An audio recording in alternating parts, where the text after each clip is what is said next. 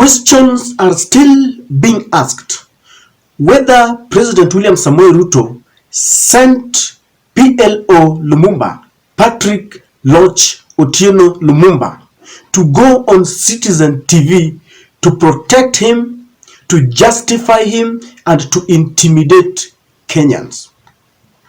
Yesterday, when Lumumba appeared in a show with Jeff Koinange, he made a speech that was full of bombastic words, but they were empty on facts.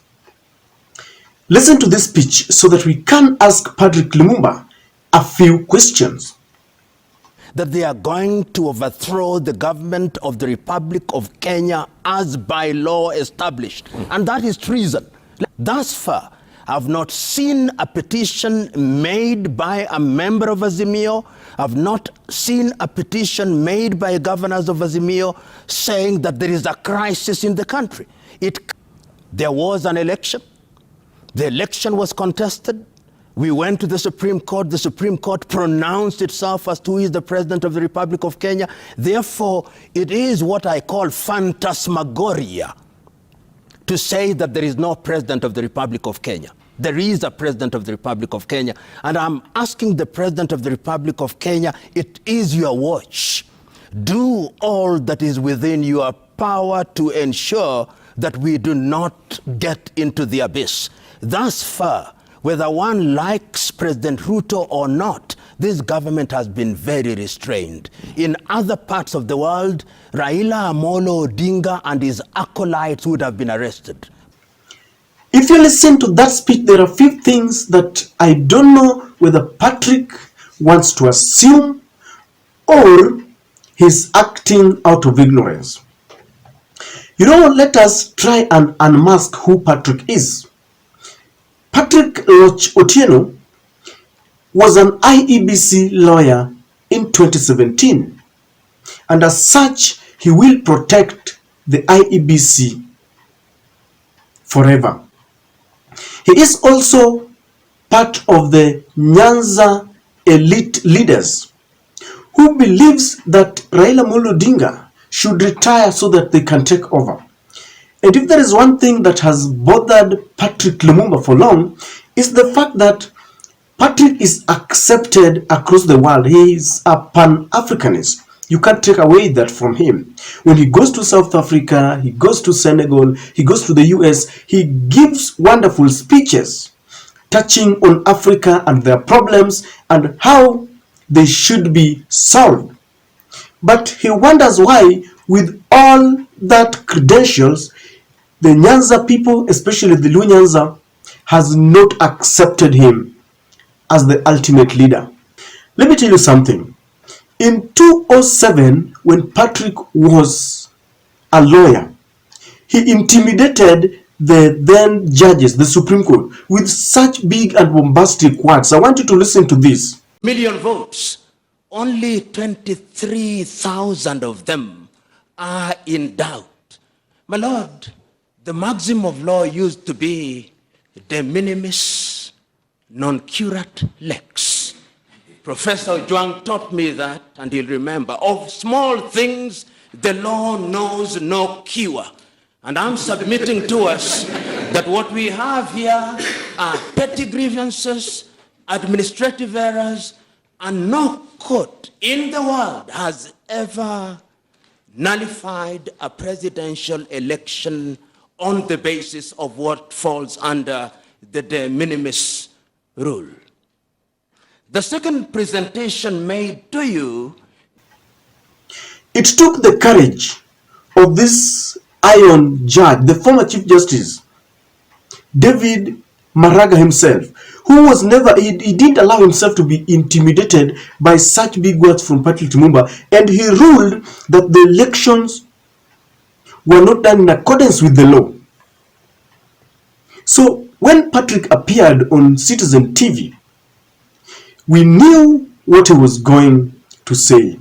According to Patrick, he indicates that once an election is over, once people have voted, it goes to the IEBC and they declare the winner, and then it goes to court. Then no any other Kenya should talk about it. No any other Kenyan should even revisit it. The last time I checked is that the constitution and the power belongs to the people. Patrick was a member of the panelists that were in charge of the constitution making, and he understands very well that this constitution belongs to the people of Kenya. If he believes that once an election is over, then no one needs to talk about it, let us remind him that in 2007, the man he is protecting today, William Samoei Ruto, protested when the then ECK, Electoral Commission of Kenya, then led by the late Samuel Kivuitu, announced improper results. And William Ruto protested and even told them that this would plunge the country into chaos. If he so believes that once an election is over, why was President William Ruto protesting? Back then, William Ruto was with Raila Amolo Odinga in the ODM party. In fact, this led to very many deaths, because after that, Kenya plunged into political turmoil and people fought. And in Ruto's backyard, that was where we witnessed the biggest problem. And it even led to both President William Samoei Ruto and the former President Uhuru Kenyatta going to Hague. So Patrick cannot tell us that once an election is over, then no Kenyan can revisit it, because all we know is that there are thoughts that the judiciary was under capture, and so was the IEBC. If you look at what has transpired recently, Marjan was coming with the other allegations that some materials were stolen. And even with the ruling of the Supreme Court, we saw non-judicial language, things like hot air. So this idea of trying to intimidate people, that once an election is gone, then people should not talk about it, is null and void. We can't accept it. You know, Kenyans are very intelligent. They know what happened, and they know what they're talking about. And even if he feels that people cannot go and demonstrate for electoral malpractice, but people also have a right to demonstrate because they don't have food. William Ruto himself, the president is protecting, had sworn and told people that he will bring down the cost of living. So even if Patrick doesn't want people to participate in mass action because he feels William Ruto is the president, then people can go and ask William Ruto, yes, you're the president, but why don't we have our foods on the table? You know, when things are wrong, we need leaders who stand up to be counted. This kind of enmity and political machination between Patrick and Raila Amolo Odinga should not go on public, so that the ordinary mwananchi continues suffering just because Patrick does not want people to speak. His speech was full of intimidation, because he's saying that whatever Raila Amolo Odinga is doing is treason, and he's saying that the government has been so lenient. Let me tell you something. It is like Patrick Lumumba is a new visitor in Jerusalem. He's the visitor in Jerusalem. He doesn't know what is happening. You know, today, let us speak the truth. If you dare touch Raila Amolo Odinga, the country will burn. That is a fact. Because what Raila is talking about is something that touches on the people. I've heard Patrick saying that he has not seen any member of the Azimio saying that the country is in a crisis. So what it means, Patrick Lumumba feels that when people are going without food and animals are dying in northeastern, that is not a crisis, according to him. When millions of youth are going without food and they don't have jobs, he feels that is not a crisis. What more crisis than Patrick want to tell us that the country is not in a crisis? This guy belongs to the elite, people who can afford very many meals in a day, and they can afford to buy a meal in one of the most prestigious hotels in Kenya. By telling people that Raila should be arrested, Patrick is not even offering any solution. In fact, he went on sensationalizing this thing so much that if he was an arbiter, then people would fight instead. I know Patrick Lumumba is one that you cannot doubt his credentials and his academic acquisitions, but he lacks wisdom in this, ladies and gentlemen. I'll tell you. So, you know, Lumumba cannot come and tell us that once an election is gone, we can't talk about it. In fact, if that was the case, then Raila should have just decided that now that the IEBC has announced that Uhuru Kenyatta is the winner, then they should not go to court. And if the judges were to be led and intimidated and be swayed by his big words, then they wouldn't have ruled that the elections were not free and fair. And on this, I've always followed Patrick Lumumba. I love his speeches. He's a man, I love the way he pronounces himself and articulates issues that bedevil Africa. And he's a man who believes that we are still yoked as slaves of the Western powers. And he believes that it is high time that Africa should emancipate himself, according to the speeches when you listen to them.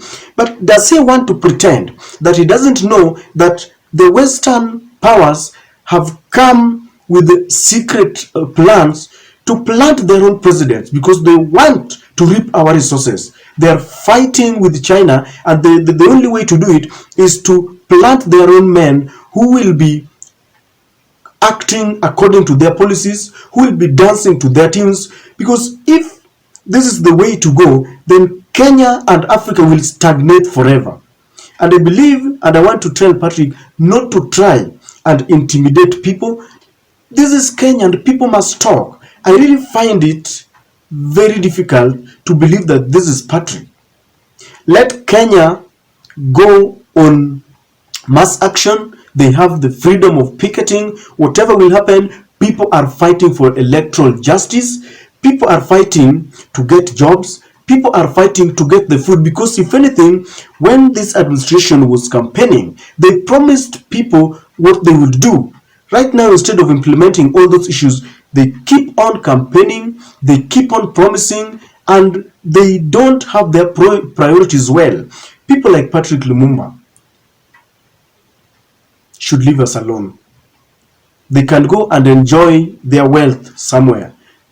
But Kenyans who are suffering, Kenyans who go without food every day, Kenyans who can't afford school fees, will continue asking questions despite those who feel that they should not talk. And ladies and gentlemen, I don't know what you think about these speeches, but to me, I disagree totally with Patrick. We have to talk. We have to ask questions, and we have a right to go, even to State House and petition the president. All these are public offices because they are being paid by public money. We cannot allow corruption going on, and we cannot ask simply because Patrick feels that when you do that, you break the law. I don't think this is the way to go, ladies and gentlemen. And if you have a different opinion, please share with me in the comment section.